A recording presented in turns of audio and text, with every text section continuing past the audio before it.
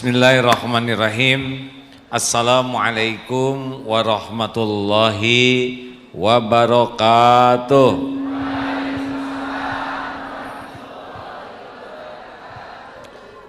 Alhamdulillahi rabbil alamin. Alhamdulillahilladzi khalaqal mauta wal hayata liyabluwakum ayyukum ahsanu amala wa huwal azizul ghafur. Allahumma salli ala Muhammadin wa ala alihi wa ashabihi ajma'in.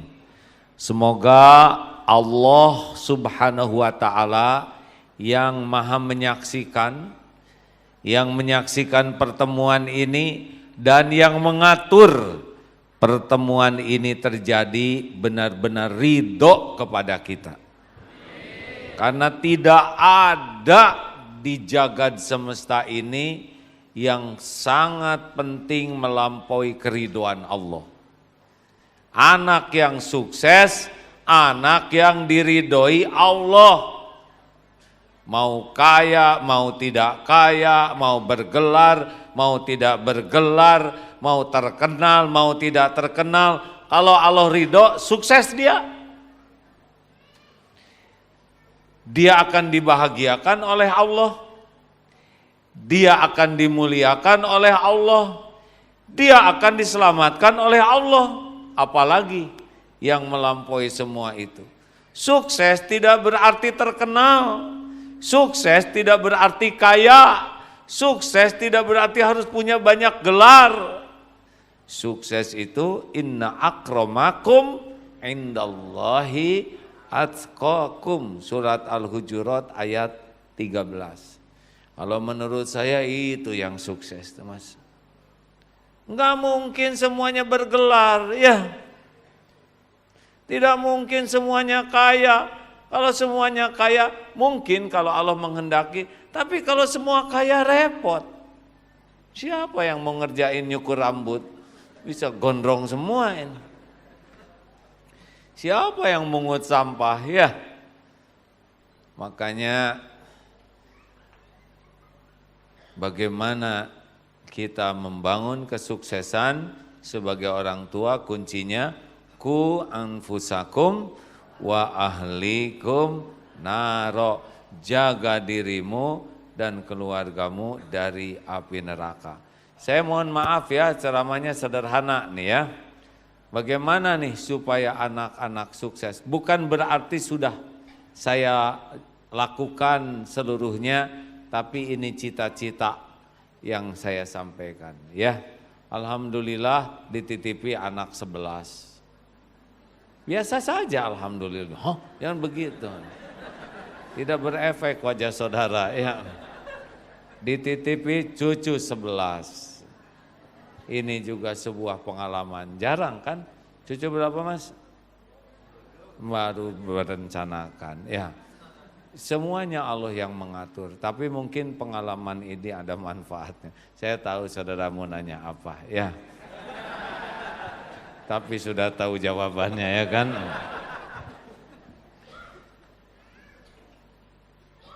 Bagaimana sebagai orang tua? Kalau yang saya pahami, ku anfusakum, jaga dirimu dulu. Jadi tugas utama orang tua sebetulnya bukan mendidik anak, tapi mendidik diri. Fungsi anak itu kan ada 4. Satu apa? Amanah Allah. Anak itu amanah. 2, penerus keturunan kita. 3, bingung. Punya anak tidak? Ladang amal soleh kita, anak soleh itu akan bermanfaat bagi bekal akhirat. Dan di dunianya anak itu qurrata ayun, penyejuk hati. Ada yang nangis di Baitullah, samping sini nangis, samping sini nangis. Bantu doakan. Doa apa Bu, Pak, suami istri? Doakan agar kami punya anak. Kami sudah lama tidak punya anak. Ya Allah, karuniakan anak. Saya doa. Sebelahnya lagi, bapak itu bantu doa apa? Anak saya nakal semua, nangis lagi. Ini pengen, ini kapok.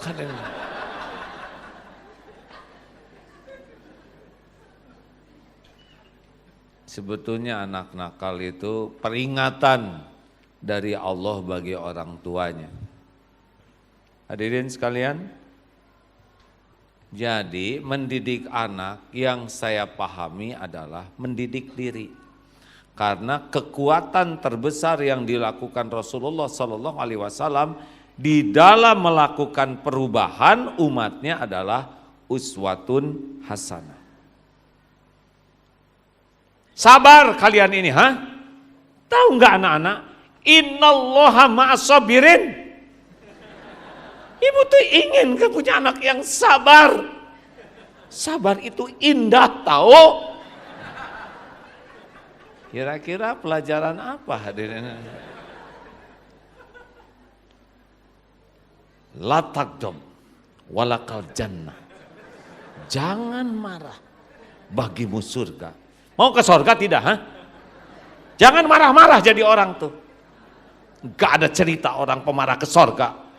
Itu hadirin. Jadi anak-anak yang melihat, aduh, orang tua saya ke neraka dong. Hadirin, maaf ya, memberi nasihat itu mudah, tapi menasehati diri yang tidak mudah. Nyuruh ke anak itu gampang, nyuruh diri sendiri yang susah. Allah Subhanahu wa ta'ala wa huwa ma'akum ainama kuntum, dan dia bersamamu dimanapun kau berada. Wallahu bima ta'maluna basyir, dan Allah maha melihat apapun yang engkau kerjakan. Al-Hadid ayat 4. Wa asiru qaulakum awijharu bih innahu alimum bidati sudur. Mau engkau rahasiakan kata-katamu, mau engkau zaharkan ucapanmu, Allah maha tahu isi hati. Tidak bisa bohong kepada Allah. Allah asyahid, maha melihat, maha menyaksikan. Apapun yang dilakukan orang tua, Allah lihat. Kalian harus jujur anak-anak. Bapak ingin kalian anak jujur. Allah tahu ini bapaknya tidak jujur. Di kantor nyolong. Jangan pacaran, jangan pacaran.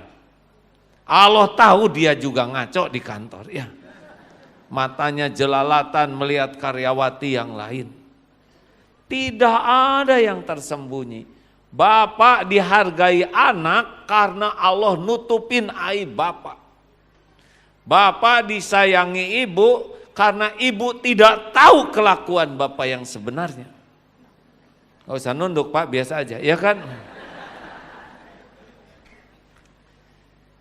Nah, makanya memberi contoh itu bukan untuk dilihat anak, tapi untuk dilihat Allah Subhanahu wa ta'ala.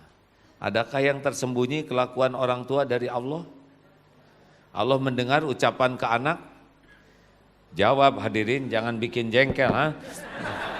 Allah mendengar tidak ucapan orang tua ke anak? Nasihat kita ke anak Allah dengar? Allah tahu bedanya kelakuan dengan nasihat kita? Tahu tidak? Anak itu soleh kalau Allah yang menyolehkan, bukan kehebatan kita, tidak. Berapa banyak orang tua di kampung yang tidak tahu ilmu psikologi anak, tidak tahu parenting, anaknya jadi baik. Karena Allah melihat hatinya, sikapnya, ketulusannya. Tuh begitu. Ingin anak jujur, siapa dulu yang jujur? Orang tua yang tidak jujur udah siap-siap ditipu oleh anak-anak.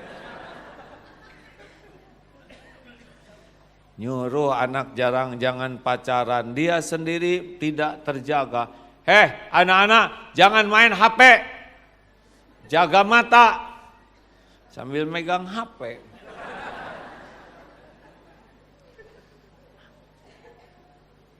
Dengar ya, nasihat itu secara syariat kalah oleh perilaku.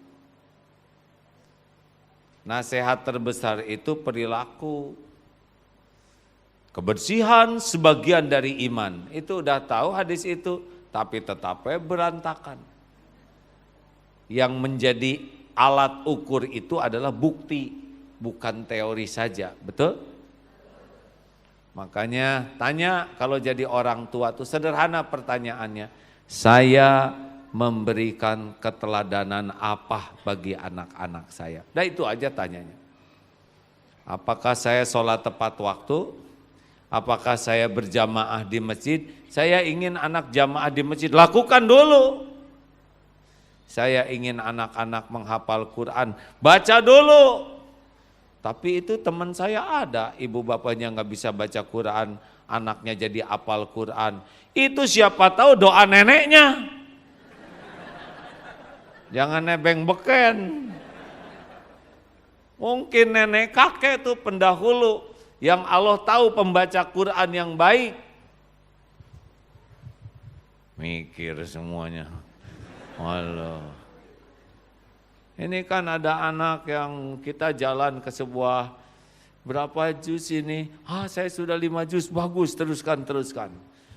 Ini anak-anak ini dia sudah 20 juz, wah luar biasa, tambah terus. Yang ini dia udah 30 juz, luar biasa, ayo terus tambah. Mau berapa juz hadirin? Dasar nggak pernah baca Quran. Emang mau berapa puluh juz? Boleh ketawa juga apa, nggak usah ditahan. Nah hadirin sekalian, pertanyaan yang selalu harus ditanyakan, saya memberikan keteladanan apa? Karena anak itu akan menduplikasi orang tuanya. Orang tua yang pemarah, siap-siap anaknya jadi pemarah. Kan pernah di sebuah TK, ada perlombaan acting. Ada yang acting sedih, ada yang acting bahagia, ada yang acting pemarah. TK ini. Dan ada yang acting pemarah, bagus sekali actingnya, jadi juara. Dipanggillah itu orang tuanya, Pak, Ibu, ini anak Bapak Ibu jadi juara acting marah. Bagaimana Ibu mendidiknya? Ya kami juga kagum, anak kami itu memiliki bakat yang luar biasa. Kata bapaknya, ya enggak? Kami tidak mendidik secara khusus, tapi mereka itu kreatif gitu. Menurut Ibu bagaimana? Memang anak kami ini punya semangat besar untuk menjadi aktor. Ditanya ke anaknya, gimana nak bisa begini? Kan saya lihat tiap hari Bapak Ibu berantem. Langsung pulangnya digebuk itu anak. Mana yang harus sopan? Orang tua, anak ke orang tua ke anak. Jawab. Mana yang harus sopan? Anak ke orang tua ke anak. Dua-duanya. Saking takut salah jadi salah betulan. Mana yang harus lebih sopan? Anak ke orang tua ke anak. Yang harus lebih sopan orang tua ke anak. Bagaimana anak belajar sopan kalau orang tuanya tidak ngajarin sopan? Jelas? Coba antara Rasulullah SAW dengan para sahabat, mana yang lebih sopan? Rasulullah SAW. Makanya maaf Bu, Pak, orang tua yang emosional, orang tua yang pelit, orang tua yang gampang tersinggung, orang tua yang bawel, itu tanaman dia tuh. Perbaiki diri. Lillahi ta'ala, Allah akan memperbaiki anak-anak kita. 2. Sudah habis belum waktunya Pak? Hah? Jangan marah dong Pak. Apa yang kedua kalau kita ingin anak jadi baik, namanya diklatna, pendidikan, pelatihan, pembinaan. Dididik supaya tahu, dilatih supaya bisa, dibina supaya istiqomah. Satu paket nih, tidak cukup pendidikan saja. Kan ada yang suami protes tuh ya, kenapa ya istri saya tuh rajin pengajian.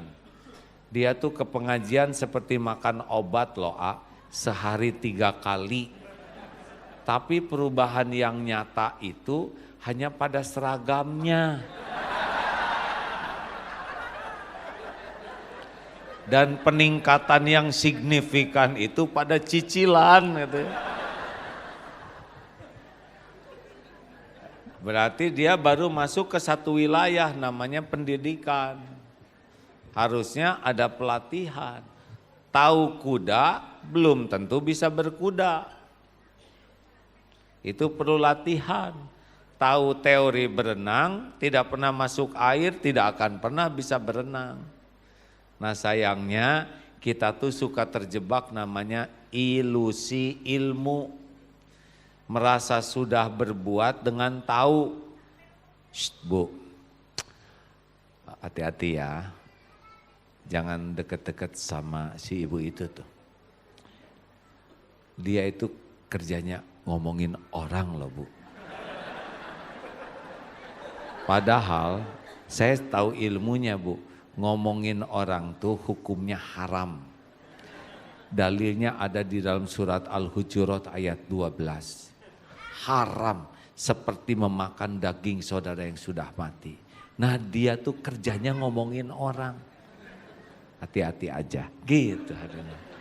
Dia ngomongin siapa? Nah ini namanya ilusi ilmu.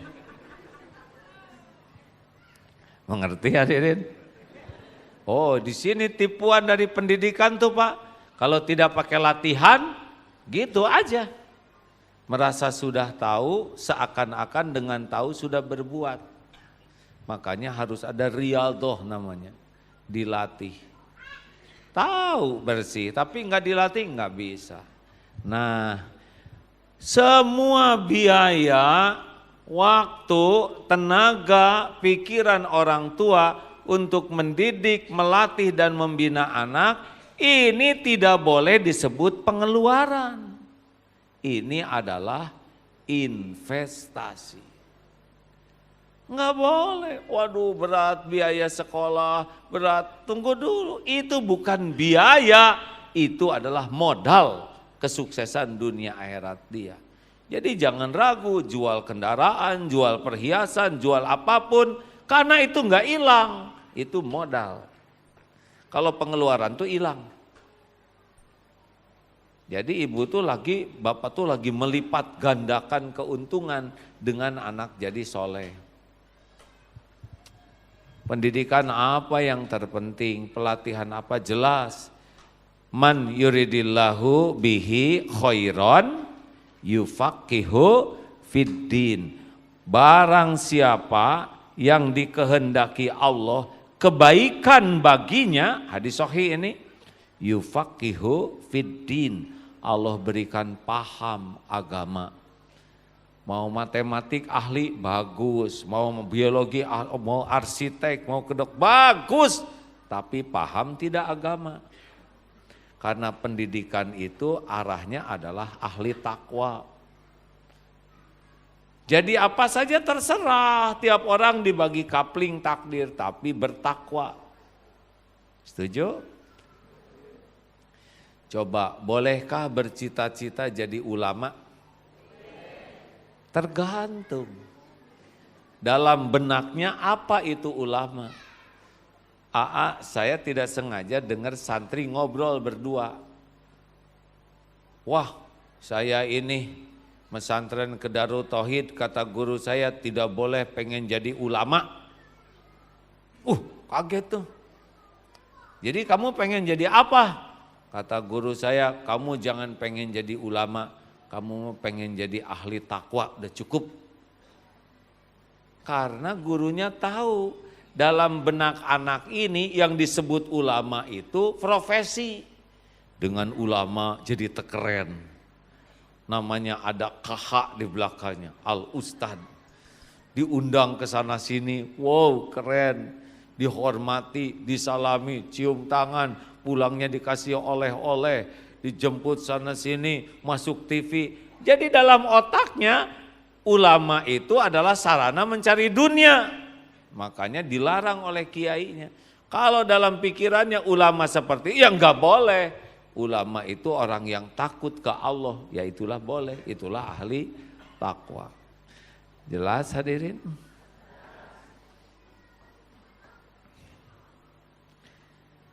Didik anak-anak kenal agama, enggak bisa enggak. Ini fondasi, ini bangunan ini nih, dengan ribuan orang datang begini, kalau fondasinya buruk, roboh tidak? Roboh tidak?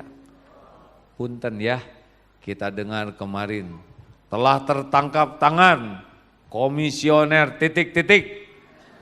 Saya nggak nyebut KPU ya. Aduh.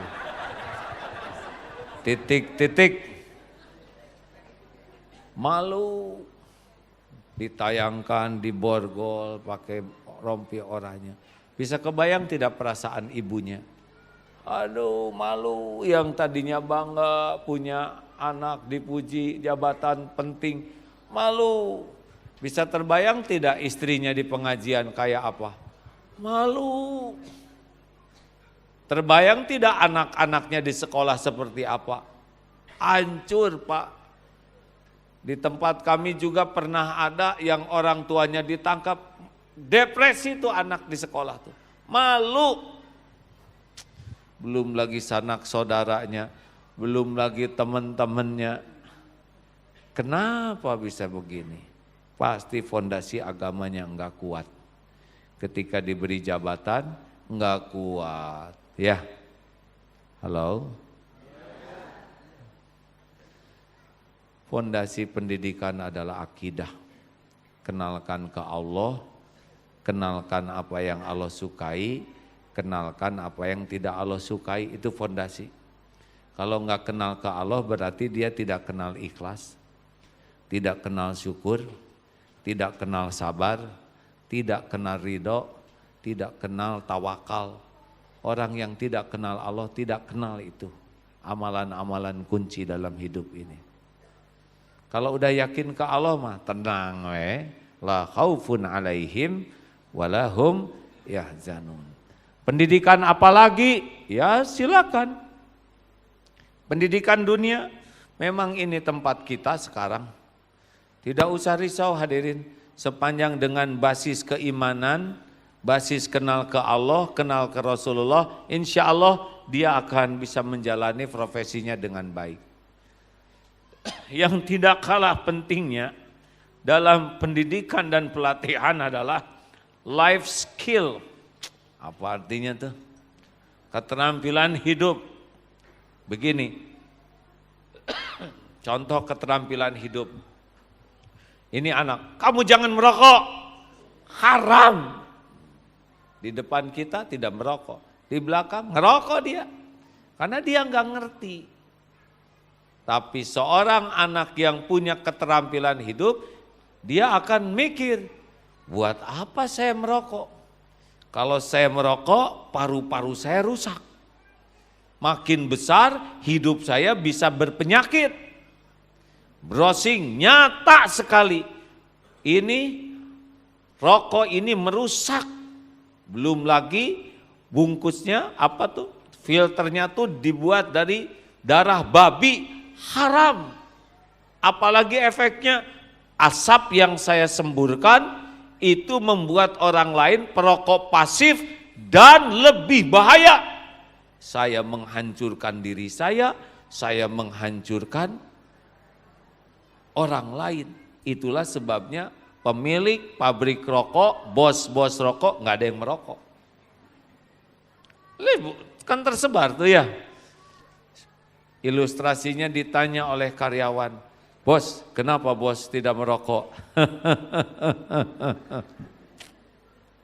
Pakai dong otaknya, pakai matanya, baca dibungkus rokok, merokok menyebabkan kanker, serangan jantung, impoten, gangguan kehamilan dan janin. Mau apa kami jadi orang kaya? Kalau jantungan, kanker, impoten, pikir ke karyawannya. Kata karyawan, tapi kenapa bos kok masih bikin rokok? Rokok tuh dibikin buat yang gak bisa baca, ngaco gitu. Makanya saya senang di sini tidak ada yang merokok ya. Alhamdulillah saya tidak merokok dari kecil Pak. Waktu SMA dihina oleh teman-teman, Gim, bencong lu. Kenapa nyebut bencong? Masa lelaki enggak ngerokok? Saya tidak jawab. Saya ajak aja melihat di Bandung tuh ada Taman Maluku ya. Tempat berkumpulnya waria di sana. Ternyata lagi merokok semuanya hadirin.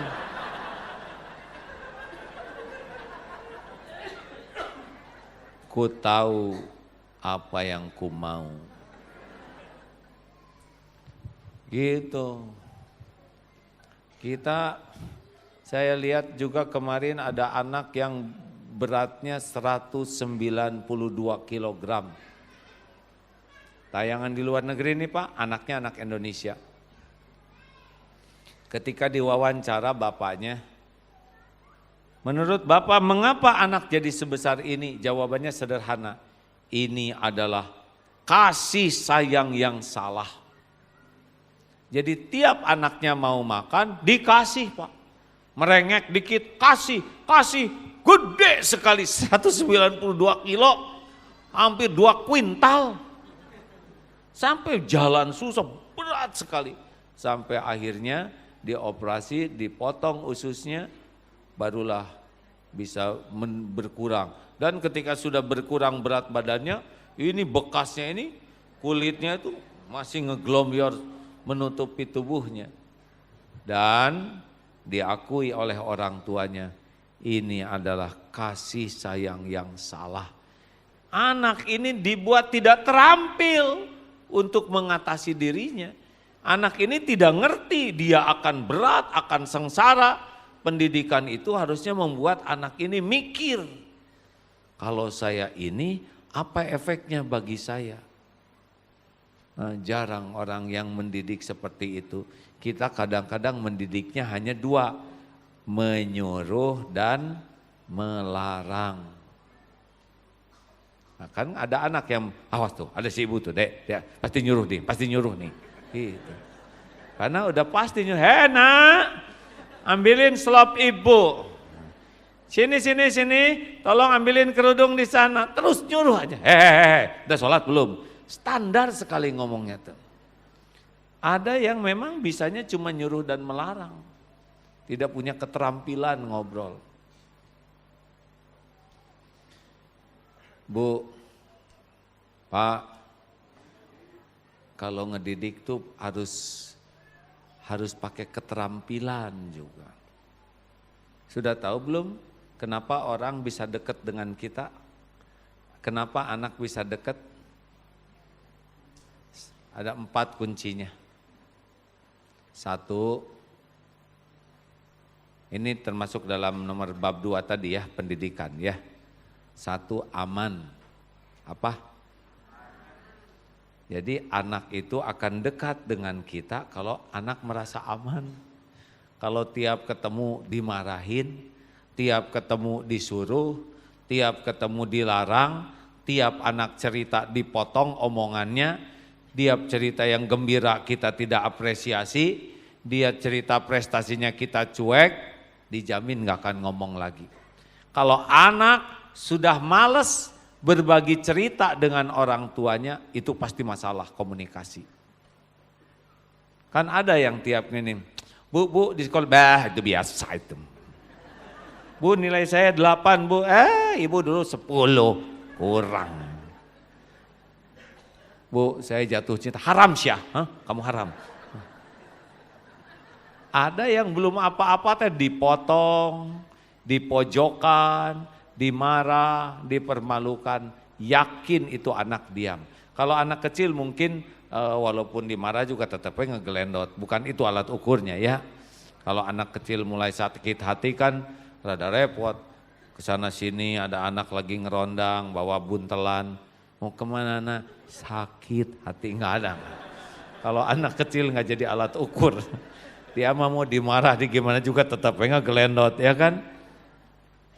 Tapi kalau anak sudah mulai remaja dan diam terus, lebih suka di kamar, tidak mau ngobrol dengan orang tuanya, atau jadi yes man ketika ketemu, ya baik, ya bu, nggak ada komunikasi, ini udah masalah, dia nggak aman tuh.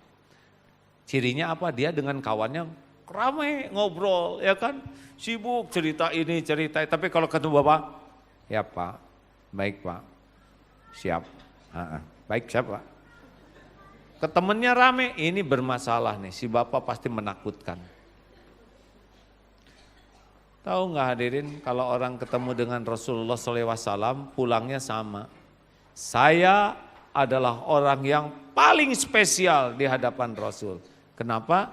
Karena Rasulullah itu kalau ketemu orang tuh sangat full attention. Full attention. Atensinya penuh, ngadepnya penuh. Kalau ke anak-anak di bawah, sehingga matanya sejajar. Horor hadirin. Anak tuh lihat orang tua berdiri itu kan gini, lubang hidung, taring, Coba ibu ketemu dengan yang gede, lubang hidung, bibir, apa enggak horor? Jongkok ketemu anak tuh. Rasulullah SAW kalau ketemu salam duluan, disimak, didengar. Kalau melucu ikut tersenyum. Kalau cerita yang sedih Rasul juga ikut prihatin. Kalau cerita yang mempesona Rasulullah ikut kagum. Jadi orang tuh ketemu sebentar tuh suka apresiatif.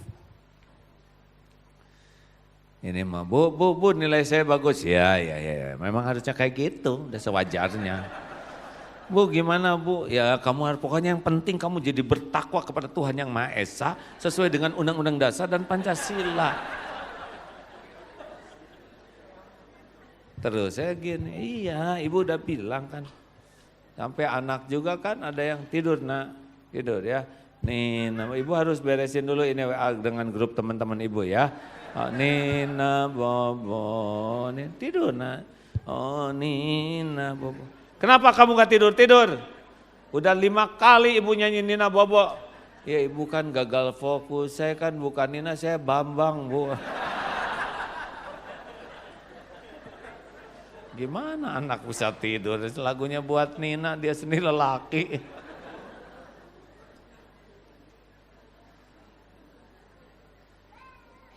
Selanjutnya supaya komunikasi itu enak adalah supportive.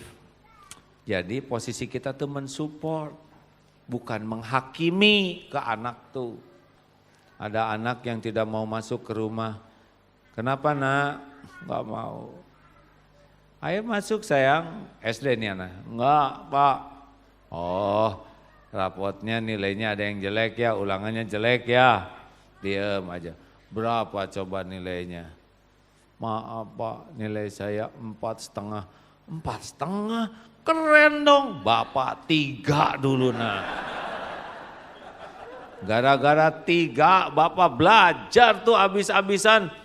Bisa 9. Kamu ciri-ciri bisa 10. Ayo, nggak apa-apa sekarang 4,5. Bapak bantuin, doain. Ke depan jadi bagus. Jangan malu nak, kecil nilai yang udah ada. Yang penting nilai yang akan datang. Itu suportif. Bodoh lu, malu-maluin orang tua. Percuma bapak ngasih makan sama kamu. Bapak nggak pernah seumur-umur kayak gini. Hancur karir bapak di kantor. Nggak akan ngobrol itu. Mengerti tidak ini ketawa Tuhan? Suportif. Kalau tidak tahu, bantu jadi tahu. Kalau lupa, bantu jadi ingat. Kalau lemah, bantu supaya kuat. Kalau tergelincir, bantu supaya... Pokoknya posisi kita itu mensupport. Bukan menghakimi. Karena anak tuh perlu perjalanan dalam hidupnya.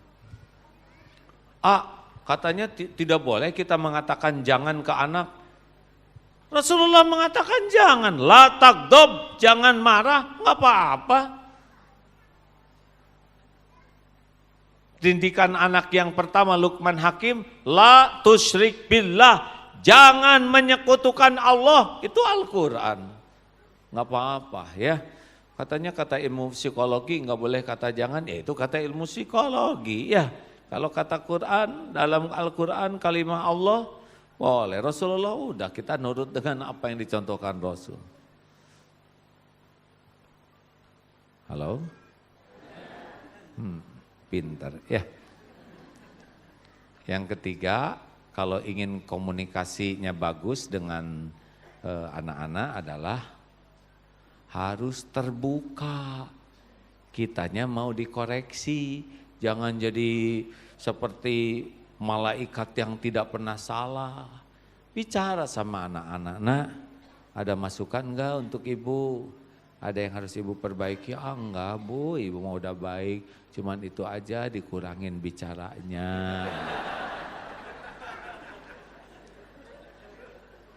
Serius hadirin. Kan kalau mengasih masukan ini anak udah bijak nih.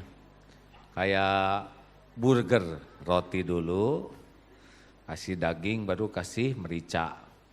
Nah, baru kasih roti lagi gitu, teknik ngoreksi kan gitu. Puji dulu, mah, mama, misalkan ke istri, bu, ada masukan enggak untuk saya? Alhamdulillah saya beruntung bapak tuh jadi suami yang baik, saya mah udah puas.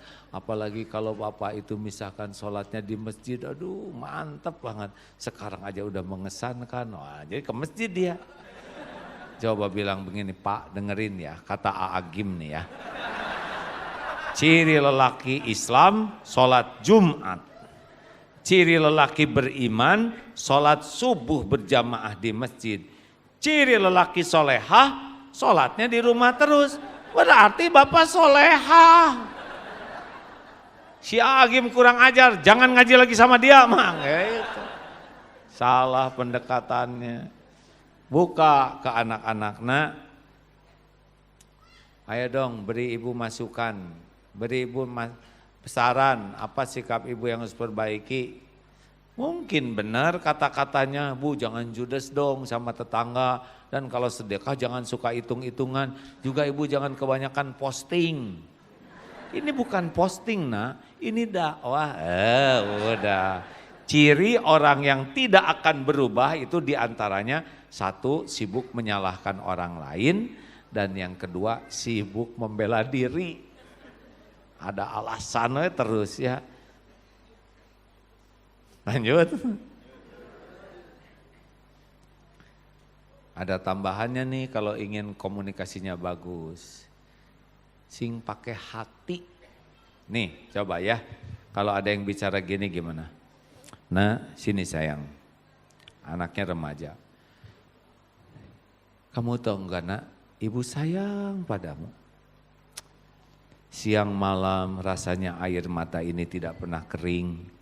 Berdoa kepada Allah, memohon agar kamu jadi anak yang baik, mulia, dunia akhirat. Tahu enggak ibu mau berkorban apa saja, asal kamu bahagia dunia akhirat. Dan ibu lakukan semua ini tanpa pamrih apapun. Ibu sayang padamu nak. Bagus? Jawab, bagus tidak?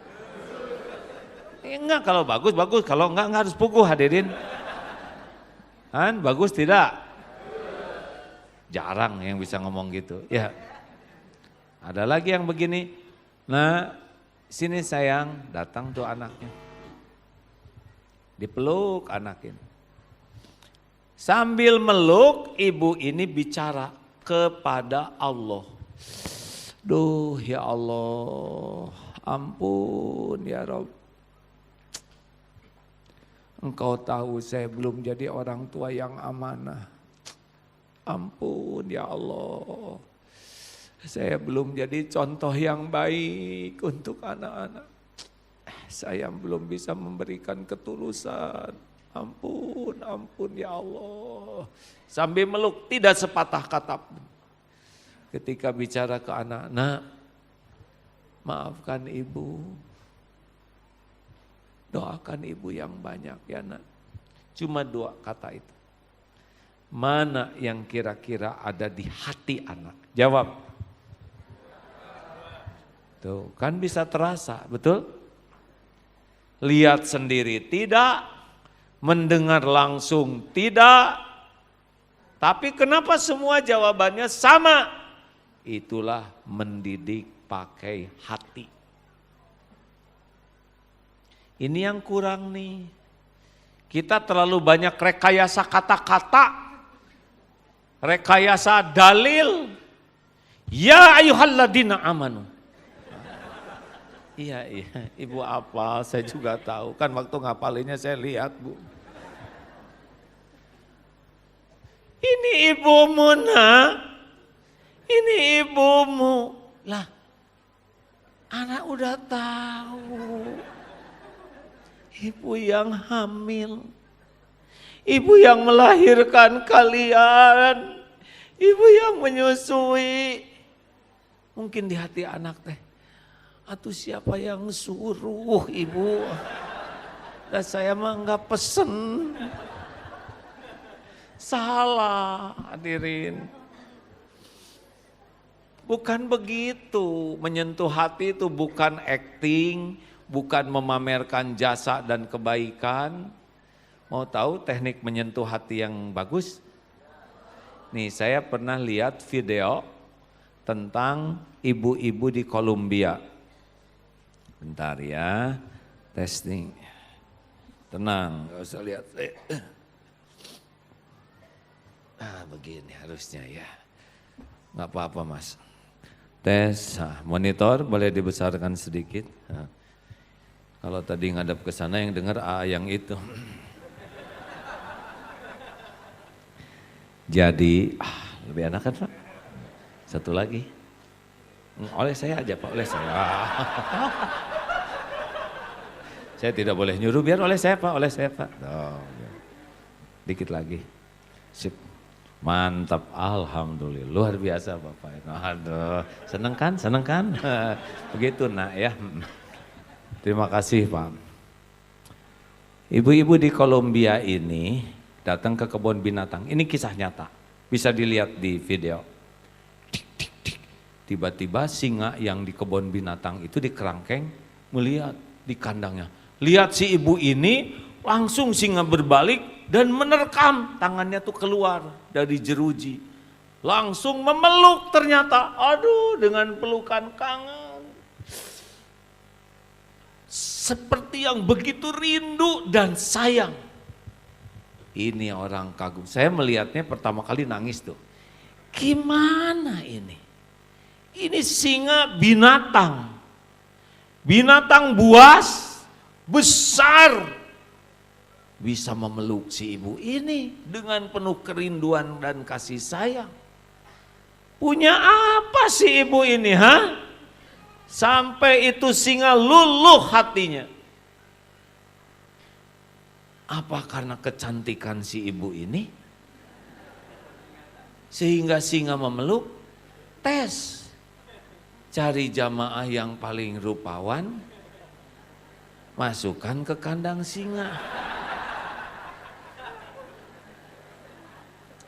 Apa karena perhiasan si ibu? Singa, misalkan ngeliatin cincin, kemudian singa memeluk.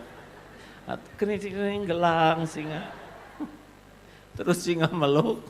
Mustahil. Apa karena gelarnya sehingga singa memeluk? Langsung ngeluarin kartu nama. Apa karena jabatan? Oh bukan. Ternyata ibu ini 5 tahun sebelumnya pernah menolong singa ini waktu kecil. Dipeluk, dibersihkan, dikasih selimut, dikasih susu, dan berpisah sesudah itu. Dan singa tidak melupakannya. Karena ibu ini melakukan pendidik, melakukan hal itu kepada singa dengan 2 kunci utama. Kasih sayang dan ketulusan. Kenapa tulus bukan ikhlas? Nah, kalau ikhlas lillahi ta'ala, si ibu ini belum dapat hidayah, paling baru tanpa pamrih. Beda ya, tulus itu tanpa pamrih, ikhlas itu lillahi ta'ala. Jadi kekuatan kasih sayang dan ketulusan inilah yang sangat bisa menggugah dan mengubah, bahkan binatang buas saja tidak bisa melupakannya. Kisah lainnya di Taiwan, ada seorang anak sakit, sesudah ke dokter berulang kali tidak bisa sembuh. Kata dokter, ini sakitnya bukan sakit biasa bu, ke ibunya kandungnya. Ini sakitnya sakit malah rindu. Dia merindukan seseorang. Lah, saya ibunya, saya yang melahirkannya. Tapi sepertinya ada yang dirindukan oleh anak ini. Siapa yang mengasuhnya? Ada tenaga kerja dari Indonesia. Kemana dia sekarang? 2 minggu yang lalu sudah pulang, habis kontraknya. Oh, sepertinya tidak akan sembuh anak ini kecuali berjumpa dengan yang dirindukannya. Tapi saya ibunya. Benar, ibu yang melahirkannya, tapi pengasuhnya yang ada di hatinya. Karena pengasuh ini mengasuhnya pakai hati yang penuh kasih sayang dan ketulusan. Jelas hadirin? Pertanyaan, kenapa ibu bapak pada sholat? Kenapa ibu pakai jilbab? Kenapa kita sekarang belajar agama? Karena kita nurut kepada perintah Rasulullah SAW. Pernah ketemu dengan Rasul? Tidak pernah. Pernah lihat videonya? Pernah dengar rekamannya? Pernah lihat fotonya? Tidak ada. 1400 tahun lebih, ribuan kilometer sampai Jazirah Arab. Kenapa tembus ke hati kita? Karena Rasulullah SAW mendidik umatnya dengan penuh kasih sayang dan ketulusan. Ribuan kilometer tembus ke hati kita, ribuan tahun lewat tembus ke hati kita. Itulah rahasia pendidikan yang utama, pakai hati.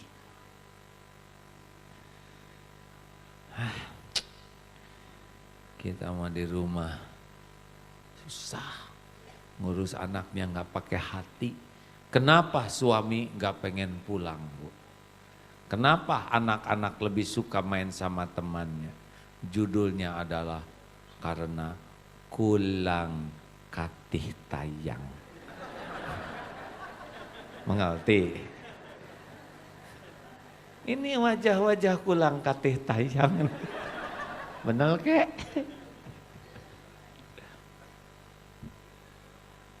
Udah mikir semua. Jadi harus gimana ya, itu contoh. Orang yang ikhlas dan penuh kasih sayang itu daya gugahnya itu dahsyat sekali. Maaf ya, kakek ini ada yang sudah sepuh-sepuh kayak orang tua dari mana dulu, Mbah? Jawa Timur, di tengah kota, di pinggir kota, di desa. Di desa, apakah dulu dididik dengan teknologi yang canggih? Enggak ada. Atau dengan teori-teori psikologi modern? Enggak. Atau dengan cara berkomunikasi yang profesional? Kita bisa merasakan buahnya karena pakai ketulusan, mandiin, ya, nyuapin, kita ngeramas keramas.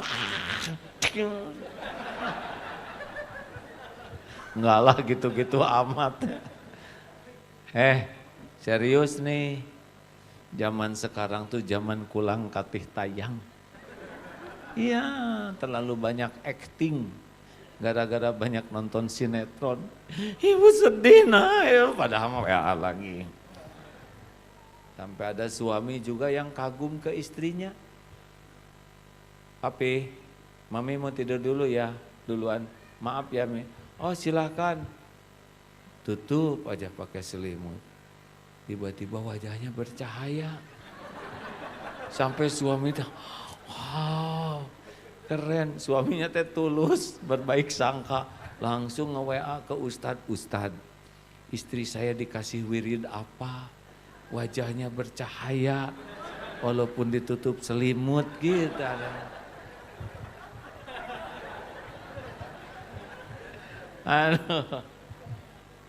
HPT membuat mendekatkan yang jauh, menjauhkan yang hati-hati. Hai Bu, Pak yang suka main HP di rumah, pernah lihat nggak tayangan sebuah keluarga di meja makan? Tidak boleh pegang HP kalau lagi makan. Anak dua, istrinya, bapaknya makan. Tiba-tiba garpu jatuh ke bawah, si bapak langsung tuh istri dan anak tuh main HP. Pas suami bangkit, tenang lagi. Suami lihat gini, kemudian jatuh lagi tempat garam. Bangkit lagi, diam semua. Akhirnya si bapak ini ngejatuhin lap. Pluk, lama, lagi begitu. Ternyata si bapak di bawah lagi main HP. Inilah. Aduh, minum dulu ah. Inilah dunia modern, Pak. Gimana bisa kasih sayang menyeruak di rumah? Semuanya acting, benar? Bismillahirrahmanirrahim. Alhamdulillah. Nah, udah ah. Yang keberapa ini? Salah nih, kepanjangan kayaknya ceramahnya. Ha? Dirubah ya? Ha? Ya. Sini. Ah, aman. Di sini dirubah. Lanjut. Saya tahu berat dari tadi saudara dengar ceramah terus ya. Yang ketiga, satu tadi keteladanan, dua diklatna yang ikhlas dan istiqomah. Yang ketiga adalah lingkungan, hadirin. Jangan salah milih lingkungan. Bergaul dengan penjual minyak wangi, ikut harum. Ini sabda Rasulullah ya. Bergaul dengan pandai besi, bau bakaran atau terperciki api. Jangan salah hadirin, dididik mati-matian tapi punya lingkungannya tidak bagus. Ngaco ini anak. Mau menyekolahkan anak di luar negeri boleh? Boleh, tergantung bagaimana lingkungan dia. Bisa rusak tuh di sini udah kuat, ke sana jadi nggak kuat. Tapi kalau di luar negeri dapat lingkungan yang baik, insya Allah bisa lebih baik. Makanya jangan anggap remeh teman-teman dan lingkungannya. Serius ini hadirin. Kalau lingkungannya orang-orang yang ahli tahajud, pasti ngobrolnya tuh tentang ibadah. Tapi kalau lingkungannya pecinta dunia, yang nggak tahu, yang diobrolinya duniawi saja. Hati-hati, berinvestasilah mencarikan lingkungan yang baik untuk anak-anak kita.